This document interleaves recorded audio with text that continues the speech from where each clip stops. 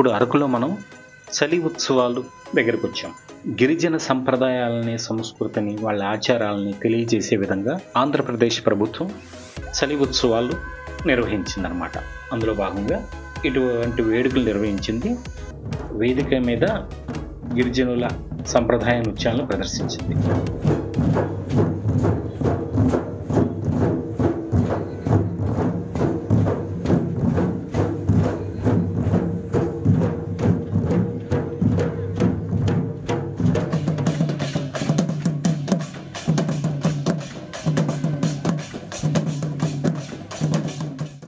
నా పేరు ముట్టం రాజయ్య, చింతూరు మండలం తుమ్మల గ్రామం, చింతూరు ఐటీడీ తరపున మేము కళాకారులు వచ్చాం తుమ్మల గ్రామం నుంచి. ఇక్కడ చలి అని అరకు ఉత్సవాలలో పాల్గొనడానికి వచ్చి 3 రోజుల్లో మేము పాల్గొంటున్నాము. మా యొక్క కళని పూర్వకాలం నుంచి మా నాన్నలు తాతలు ఆడించిన ఆటని సాంప్రదాయబద్ధంగా ఆడుతూ వస్తూ మా యొక్క కళ పేరు కొమ్ముకోయ డ్యాన్స్ కళాకారులం. మా యొక్క కళని మన యొక్క అరకు ఉత్సవాల్లో చూపించడానికి మన ఐటీడీ నుంచి వచ్చాము. మా యొక్క కళని మన ప్రజలందరూ తిలకించినందుకు సంతోషం. ఎందుకంటే మా యొక్క కళను వేరు రాష్ట్రాలకి మా ఆదివాసుల తెగని చూపిస్తున్నాము. అదేవిధంగా బయట ప్రపంచానికి తెలియజేస్తే ఇంకా బాగుంటుందని నేను అనుకుంటున్నాను. మా యొక్క కళ విశిష్టత అంటే పూర్వకాలం నుంచి మేము తాతల నాటి నుంచి డ్యాన్స్ చేస్తుంటాం. పెళ్ళిళ్ళ కాడ, పండుగల కాడ మేము డ్యాన్స్ చేస్తూ. కుమ్ముకోయ అంటే పూర్వకాలం నుంచి మన నాన్నల నుంచి వంశపార్యంగానే డ్యాన్స్ చేసుకుంటూ వస్తున్నాం కాబట్టి వంశపార్యంగానే ఉంటుంది మా కళ. దాన్ని కుమ్ముకోయ డ్యాన్స్ అని అంటారు. మా యొక్క డ్యాన్స్ని గతంలో వేరు రాష్ట్రాల్లో కూడా మన ట్రైబల్ ఫెస్టివల్కి ప్రదర్శించాము. అదేవిధంగా బయట ప్రపంచానికి తెలియడానికి సినిమా రంగంలో కూడా ఎల్ఎం బాహుబలి, ఎన్కౌంటర్, సూర్యపుత్రులు అలాంటి సినిమాలు చాలా చేస్తున్నాము. అదేవిధంగా మన టీవీ ఛానల్లో ఇచ్చాము.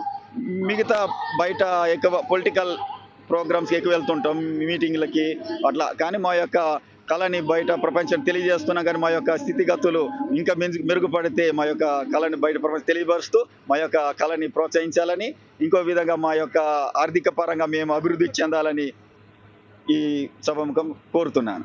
అందులో భాగంగా రకరకాల స్టాల్స్ని ఏర్పాటు చేశారు. అవన్నీ అన్నమాట. చక్కగా అంటే ఎంత చలిగా ఉందో, అరకు మొత్తం సెంటర్లో వేసి పెట్టారా అన్నట్టుంది ఆ చలి. నిజంగా చలి ఉత్సవాలు అనేది ఇప్పుడు బయట వాళ్ళు వెళ్తే స్వెటర్లు అవి వేసుకోవాలి, కానీ మామూలుగా అయితే వాళ్ళైతే ఇటువంటి కూలింగ్ ప్రాంతంలో వాళ్ళకి సాధారణంగా అనిపిస్తుంది. పాముల గురించి చెప్తున్నాడు చూడండి. నిజంగా నాకు ఒక శాస్త్రవేత్త ఒక ఆయన ఏమన్నారంటే, పాము అనేది కుక్క కన్నా ప్రమాదం కాదన్నారు. అంటే ఒక రోడ్డు మీద పిచ్చుకుక్క కానీ ఏదన్నా కుక్క మనం ఏం చెప్పైనా వచ్చి కరుస్తుంది, కానీ పాము తనని ఏమన్నా చేస్తే కానీ దాడి చేస్తుంది. ఏమి చేయకపోతే దాడి చేయదు, అంటే కరవదు. అసలు నిజంగా మనుషులు వస్తున్నారు కానీ మనుషులు వస్తున్నట్టు శబ్దం దానికి భూమి మీద తరంగాల ద్వారా తెలిస్తే వెళ్ళిపోయింది. ఆ ఏరియాలో ఉండదు. అంత భయం పాముకు మనుషులంటే. మనకు కూడా పాములంటే అంత భయం, కానీ వాటికి తెలియదు అనమాట. సో అందువల్ల పాముల్ని ప్రతి పాము విష పాము కాదు, ప్రతి పాము ప్రమాదం కాదని నేను చెప్తున్నారు. అదేంటో వినండి. నమస్తే అండి. చలి ఉత్సవాలు భాగంగా ఫారెస్ట్ డిపార్ట్మెంట్తో కలిసి మేము ఈజీడబ్ల్యూఎస్ అని, eastern Ghat wild life society అనేసి ఒక స్నేక్స్ అవేర్నెస్ ప్రోగ్రామ్ అనేది ఇక్కడ జరుగుతుంది. With collaborated by forest department అనమాట. ఈ పాముల మీద అవగాహన కల్పించడం, ఏవైతే విషం లేని పాములు ఉన్నాయో, విషం ఉన్న పాములు ఉన్నాయో దాని మీద అవగాహన కల్పించి ప్రజలకి, పాముల నుంచి ప్రజలకి, ప్రజల నుంచి పాముల్ని రక్షించే ప్రోగ్రామ్ అనమాట. సో కంప్లీట్గా స్నేక్స్ మీద అవేర్నెస్ ప్రోగ్రామ్. ఏవైతే నాన్ వినమ్స్ ఉన్నాయో, ఏవైతే వినమస్ ఉన్నాయో ఆ స్నేక్స్ కోసం మేము అవేర్నెస్ ప్రోగ్రామ్ ఇస్తున్నాం. ప్రస్తుతానికైతే ఇక్కడ విషం లేని పాములు 2 రకాలు పెట్టడం జరిగింది. సో ఒక్కొక్క పాముని నేను మీకు ఇంట్రడ్యూస్ చేయిస్తాను. సో అది చూడండి సార్.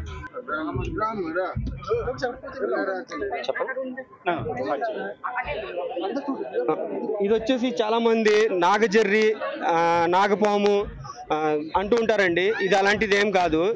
దీని పేరు వచ్చేసి ఇంగ్లీష్లో ర్యాట్ స్నేక్ అంటారు. ర్యాట్ స్నేక్ అంటారు. ఇది ఎక్కువ మన పంట పొలాల్లో కామన్గా తరచుగా కనిపించే పాము. ఇది చాలా friendly snake and shy snake అనమాట. ఇది జనాలకి ఎటువంటి ప్రమాదం అయితే లేదనమాట ఈ పాము కోసం. ఇది పొలాల్లో కప్పల్ని, పురుగుల్ని, ఎలకల్ని తింటూ మన పంటను కూడా రక్షిస్తూ ఉంటుంది. ఇది చూడ్డానికి ఆకారంలో భయంకరంగా ఉన్నా సరే ఇది ఎవరిని కూడా హాని తలపెట్టే రకం అయితే కాదనమాట. దీనికి వచ్చి జర్రిపోతు, నాగజర్రి అంటారు.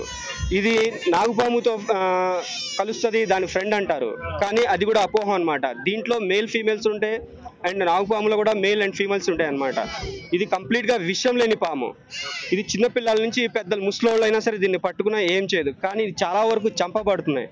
దయచేసి ఇలాంటివి చంపకూడదు అనేసి ఈ ప్రోగ్రాంతో మేము తెలియజేస్తున్నాం అనమాట. అంటే అవేర్నెస్ ప్రోగ్రామ్ అనమాట. స్నేక్స్ కోసం జనాల్లో భయాన్ని పోవాలి, పాముల్ని కూడా మిత్రులుగా చేసుకోవాలి.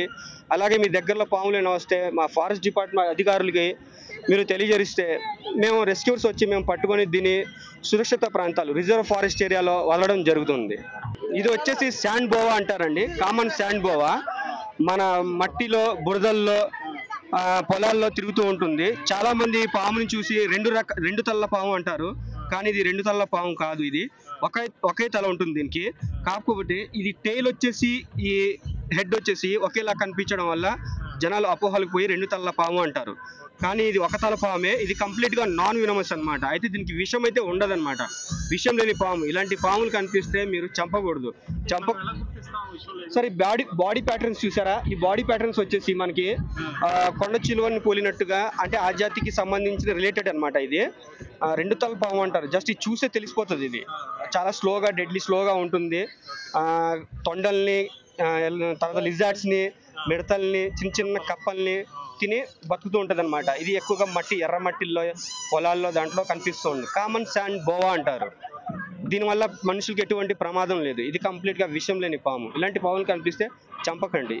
మాకు ఈ ఫారెస్ట్ డిపార్ట్మెంట్ గారు ఈ స్టాల్ ఇప్పించారు. మాది EGW సంస్థ అనమాట, ఈస్టర్న్ ఘాట్ వైల్డ్ లైఫ్.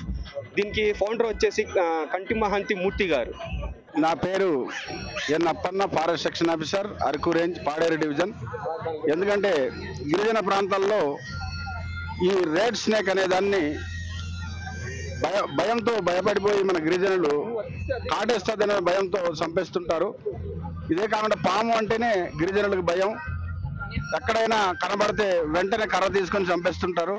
కనుక గిరిజనులకు అవగాహన కల్పించాలనే ఉద్దేశంతో అటవీ శాఖ అండ్ మన సంస్థలు కలిపి అవేర్నెస్ ప్రోగ్రామ్ కండక్ట్ చేయడానికి ఈ స్టాల్స్లో వీళ్ళని ఆహ్వానించడం జరిగింది. అందుకు వాళ్ళు మన్నించి అవేర్నెస్ ప్రోగ్రామ్ కండక్ట్ చేద్దామని మన సంస్థ వాళ్ళతో కలిపి అవేర్నెస్ ప్రోగ్రామ్ ఖండిస్తున్నాం. Thank you.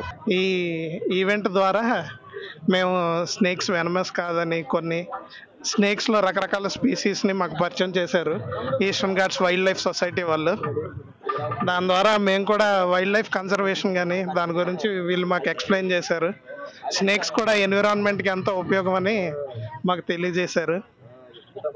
అట్లాగే ఈ ఉత్సవం జరుపుతున్న మేనేజ్మెంట్ అందరికి కూడా మా ధన్యవాదాలు అండి. దీని ద్వారా మేము అన్నీ తెలుసుకోవడం, లేకపోతే ఈ ఫేర్లో అన్ని ట్రైబల్ డెవలప్మెంట్ కూడా జరుగుతుంది, కమ్యూనిటీ డెవలప్మెంట్.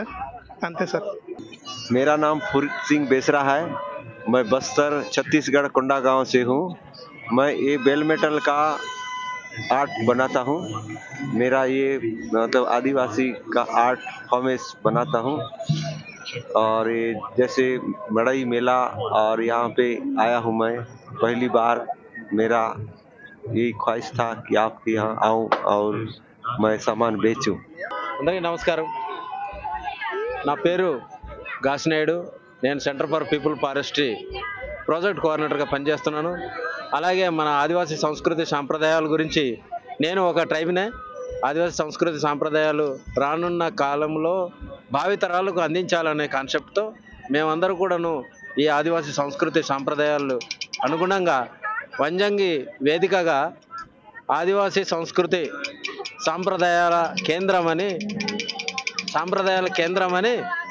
దాన్ని కట్టి, దాంట్లో మన ఆదివాసీ చాలు చేసే వ్యవసాయ పద్ధతులు, పనిముట్లు, తర్వాత జీవన స్థితిగతులు, తర్వాత వాళ్ళు వాడే పరికరాలు, విత్తనాలు దాచుకునే ఇవన్నీ కూడాను 8 భాగాలుగా ఇంటి పత్రాలతో పాటుగా పురాతనమైన వస్తువులతో మిళితమైన ఒక మ్యూజియం లాగా ఆదివాసీ సంస్కృతి సాంప్రదాయాల కేంద్రంగా మనం వంజంగి సెంటర్లో పెట్టాము. దానికి అనుగుణంగా కలెక్టర్ ఆదేశాల అనుగుణంగా అరకు చలి ఉత్సవాల్లో భాగంగా మీరు వేదికను ఉపయోగించి మిగతా జనాలకు అందరికి కూడాను భావితరాలకు అందించే దిశగా చేయాలని స్టాల్ పెట్టమనేసి అన్నారు.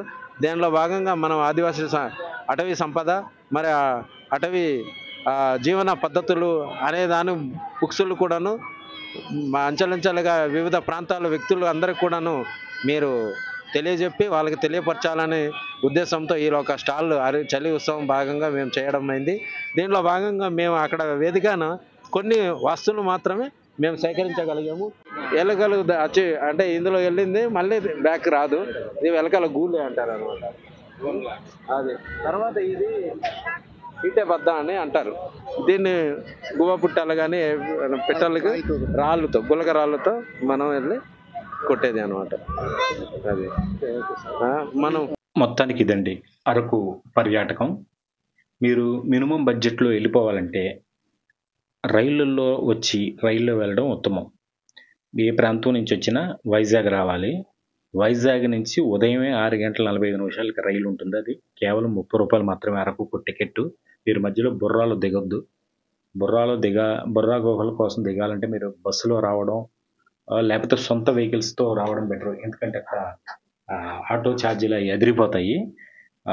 వైజాగ్ నుంచి మామూలుగా విడిగా ఒకళ్ళిద్దరు అలా వచ్చేవాళ్ళు బైక్స్ కూడా రెంట్కి ఇస్తూ ఉంటారు. వైజాగ్ రైల్వే స్టేషన్ దగ్గర అక్కడ చుట్టుపక్కల రెంట్కి తీసుకొని పొద్దున్నుంచి సాయంత్రం 2 రోజులు మీరు తిరగడం నయం.